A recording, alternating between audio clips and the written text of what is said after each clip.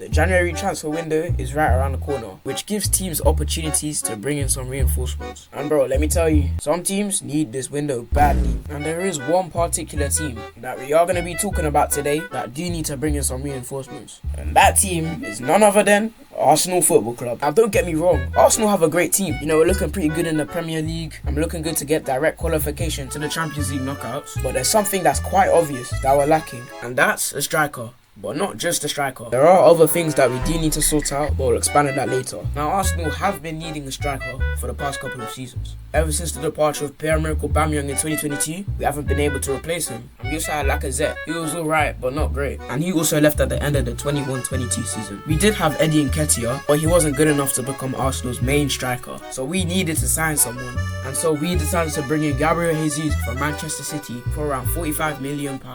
And it looks like a pretty good signing, with him scoring 5 goals in his first 9 games. But then he sustained a knee injury while playing for Brazil in the World Cup, and he missed nearly 3 months of action. But he still finished the season with 11 goals and 6 assists, which weren't amazing stats, but they were okay. In my opinion, I don't think Gabriel Jesus is a natural number 9. Like, he's not that guy that's going to be getting 20-25 goals a season. And you want to know why? Because he simply cannot finish. His finishing is mediocre. He's the biggest fake shot merchant I've ever seen in my life. He always seems to delay his shot, which gives him a less chance of scoring. Like, if you're gonna be a striker, you have to finish. Like, that's just common sense. Like, I think he's more like a false 9 or even a winger. But all I know is, he's not a 9. He's not your Ronaldo's, Kane's, Suarez's, Haaland's, that kind. But anyway, in the summer of 2023, Arsenal decided to bring in Kai Havertz from Chelsea for a fee of £65 million.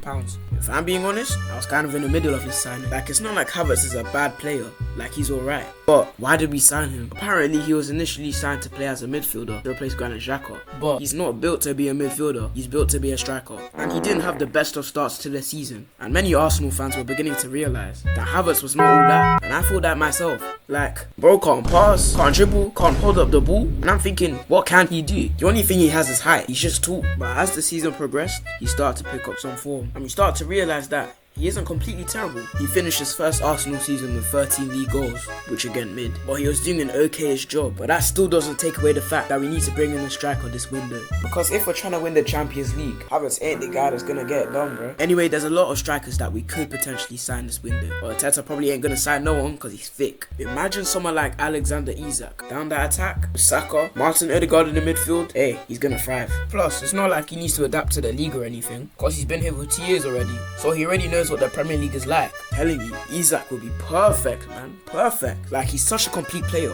He can pass, he can dribble, and he can finish. Jesus, take some notes. And he can also play down the wing. But then again, he won't come to Arsenal. Newcastle ain't trying to sell him. They already have so much money. Why would they need to sell their star player? Unless his contract is expiring or something, we're not getting Isak. But there are some other players that we could get, like John Duran. He's been cooking lately, as a substitute as well. Or even Victor Gyökeres. But now that I think about it, even if he was to leave Sporting, he'd probably join Man United. He's been heavily linked with the club as well. I'm just hoping that we can sign a good striker. There is another position in the attack that we do need to sort out. And you guessed it, it's the left wing. Now, although we have a lot of depth in this position, none of them are amazing. There's Raheem Sterling, who you can all agree is finished. Leandro Trossard, he's probably the best out of all of them. Then there's Gabriel Martinelli. Oh, brother, this guy stinks! Okay, he's not that bad. But what happened to this guy? I remember a couple of years ago, I was glazing this guy like crazy. I used to think he was better than Saka. And no, he is not better than Saka. Like, at least Saka has upped this game from then. He's cooking. But Martinelli, now it's like this guy forgot how to play football, bro. He's so predictable. And I can't lie, he dribbles a lot with his head down. Broski, look up. I think he's just living off that one good season he had in the 22-23 season. You know, he scored a brace on the weekend. And he had a pretty good game. But bro, still, we need someone better. I'll take Rashford, man. Rashford is not a bad player. He just needs confidence. And we all saw what he could do 2 seasons ago. On his day, he can be amazing. But the problem is his fans just give him so much stick.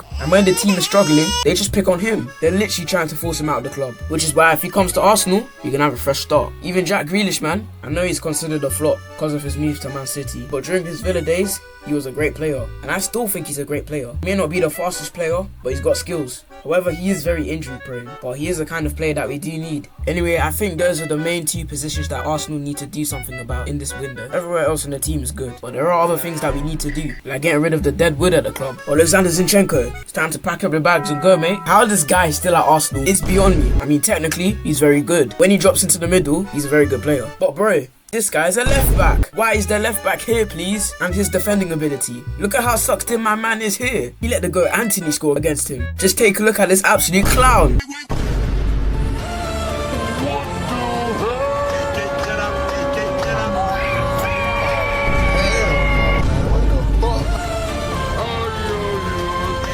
Yeah, you get the point. We do not need you. Get out. You are irrelevant. We already have so much depth there. We have Calafiori, Girantini, and my boy Miles Lewis Skelly. Him and Ethan Waneri. They could become top players in the future. Bozinchenko? And soon we may have to replace Thomas Partey. And I know he's having a good season so far, but he's getting old and he's more injury prone. But we already have players who can play in his position. But anyway, if Arsenal can do all of these things, we'll be in business. If not, I don't think we have a chance to win the Premier League or the Champions League. It'll be interesting to see what will happen there. Arsenal, please sign a striker.